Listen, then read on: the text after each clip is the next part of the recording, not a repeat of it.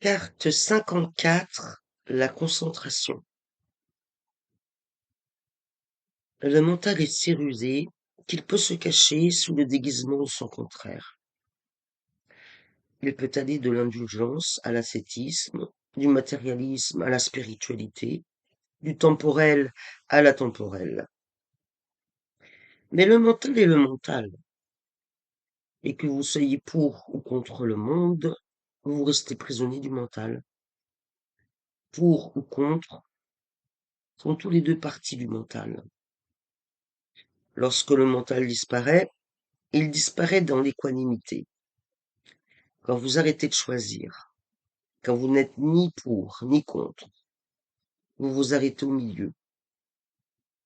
Un choix vous fait pencher vers la gauche, c'est un extrême.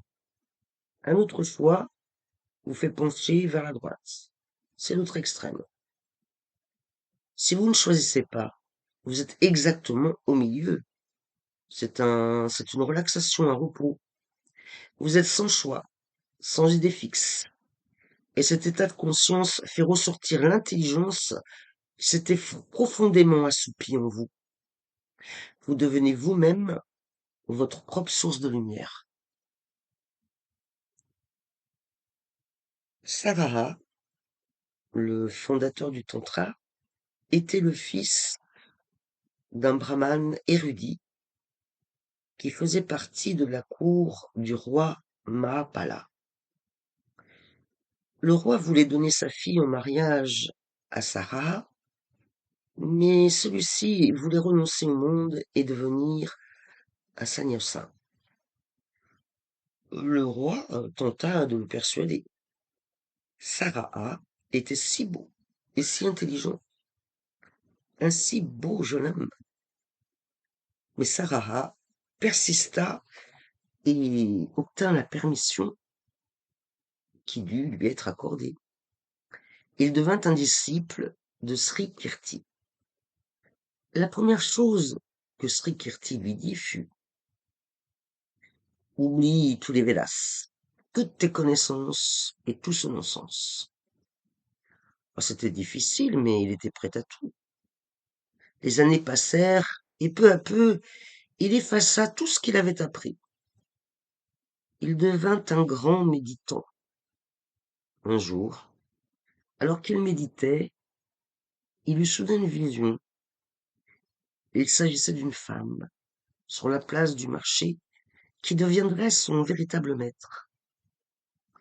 Il se rendit au marché et vit cette femme.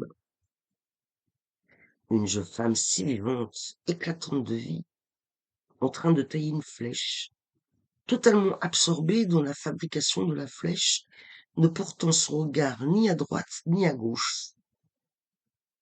Dans sa présence, il ressentit immédiatement quelque chose d'extraordinaire. Quelque chose qu'il n'avait jamais ressenti auparavant. Quelque chose de si pur et venant de la source même. Lorsque la flèche fut terminée, la femme se mit en position de viser une cible invisible, fermant un œil, gardant l'autre ouvert. Il se passa quelque chose.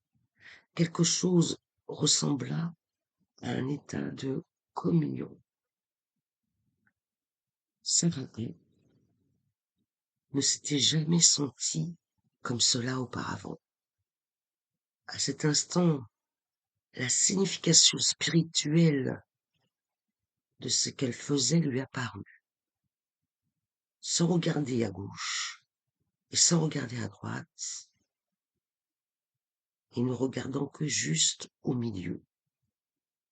Pour la première fois, il comprit ce que Bouddha voulait dire par le juste milieu. Évitez les va-et-vient. Vous pourrez alors aller de gauche à droite, de droite à gauche, mais alors vous suivez le mouvement d'un pendule. Se tenir dans le juste milieu signifie que le balancier se tient simplement là, ni à droite, ni à gauche. Alors l'horloge s'arrête. le monde s'arrête. Alors le temps disparaît. C'est un état hors de temps.